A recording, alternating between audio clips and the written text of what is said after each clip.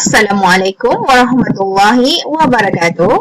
Bertemu lagi kita dalam PDPR Bahasa Melayu tahun 2. Hari ini kita akan masuk ke tema yang baru, iaitu integriti. Tajuk, anak yang baik. Apa yang akan anda pelajari pada hari ini? Hari ini kita akan mendengar dan memberikan respon, mendengar, mengecam, memahami dan menyebut dengan betul dan tepat ayat majmuk. Objektif PDPR, pada akhir sesi PDPR, murid dapat mendengar, menyebut dan mengenal pasti ayat majmuk dengan betul dan tepat berdasarkan bahan yang diberi. Baiklah anak-anak, sebelum ini kita telah pun belajar apakah itu ayat majmuk. Ayat majmuk merupakan dua atau lebih ayat yang digabungkan dengan kata hubung. Okey, mari kita ulang kaji sedikit. Apakah itu kata hubung? Okey anak-anak, kata hubung. Kata hubung ialah perkataan yang menggabungkan dua binaan ayat. Contoh kata hubung, dan, tetapi, sambil, atau, lalu, kerana. Kita ada banyak lagi kata hubung yang ada. Contoh lain, serta, supaya, jika, apabila, manakala. Okey anak-anak, jadi kita telah pun mengenal pasti kata hubung yang akan anda lihat sebentar lagi. Jadi di sini, okey, mari kita tengok contoh ayat kata hubung. Nombor 1, Aili dan Ryuan menyiram pokok bunga di taman sains sekolah. Jadi di sini dimerahkan perkataan dan. Jadi inilah dia kata hubung dalam ayat. Jadi ayat ini seluruhnya ialah ayat majmuk. Okey, jadi inilah dia ayat majmuk. 1, 2, 3, 4, 5 dan 6. Jadi kita ada 6 ayat majmuk dengan menggunakan kata hubung. Okey, jadi yang kedua ni kita baca juga. Pasu bunga itu cantik tetapi mahal. Jadi tetapi ini kata hubung. Jadi ayat ini merupakan ayat majmuk. Okey. Farid duduk sambil membaca buku di bawah pokok. Okey, sambil merupakan kata hubung. Jadi ayat ini merupakan ayat majmuk. Begitu juga dengan ayat-ayat yang berikutnya. Okey, baiklah anak-anak, mari kita ke buku teks Bahasa Melayu Jilid 2, muka surat 64. Okey, di sini ada satu petikan, cerita Dino. Mari kita baca dahulu bersama-sama. Hai kawan-kawan, nama saya Dino. Saya anak bongsu dalam keluarga tetapi saya tidak manja. Ibu dan ayah mahu saya menjadi anak yang berjaya. Oleh itu, saya akan belajar bersungguh-sungguh supaya berjaya dalam pelajaran. Ibu serta ayah pasti berbangga akan saya. Saya membuat kerja-kerja rumah tanpa disuruh oleh sesiapa. Setiap pagi, saya mengemas katil sendiri kerana tidak mahu menyusahkan ibu. Saya juga membasuh pinggan mangkuk selepas bersarapan, makan tengah hari atau makan malam. Saya sayang akan semua anggota keluarga saya.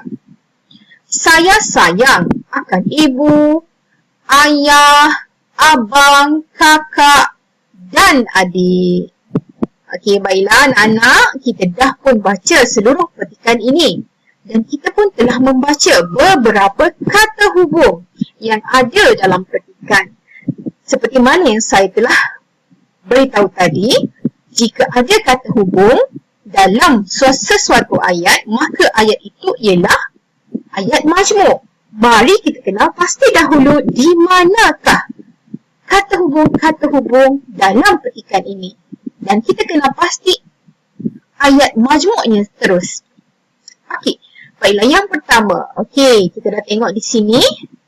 Hai kawan-kawan, nama saya Dino. Okey, tak ada pun kata majmuk di sini. Saya anak bongsu dalam keluarga, tetapi saya tidak manja. Jadi tetapi merupakan kata hubung. Jadi di manakah ayat majmuknya? Ya, jadi seluruh ayat ini merupakan ayat majmuk yang pertama dalam petikan. Saya anak bongsu dalam keluarga, tetapi saya tidak manja. Jadi inilah dia ayat majmuk. Mari kita kena pasti yang kedua. Ibu dan ayah mahu saya menjadi anak yang berjaya. Adakah kata hubung di situ? Ada. Dan maka seluruh ayat ini ialah ayat majmuk. Mari kita ke perkataan kata hubung yang berikutnya. Di mana ya? Ya, supaya. Okey, saya jumpa di sini. Jadi, di manakah ayat majmuknya? Ya, kita kena ambil daripada awal.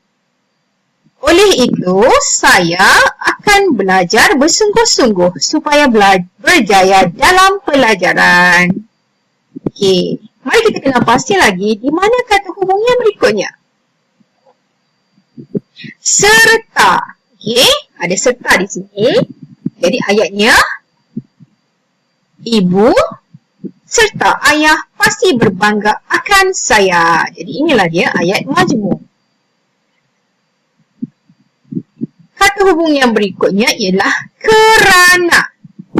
Jadi di mana ayatnya? Ya, setiap pagi saya mengemas kata sendiri kerana tidak mahu menyusahkan ibu.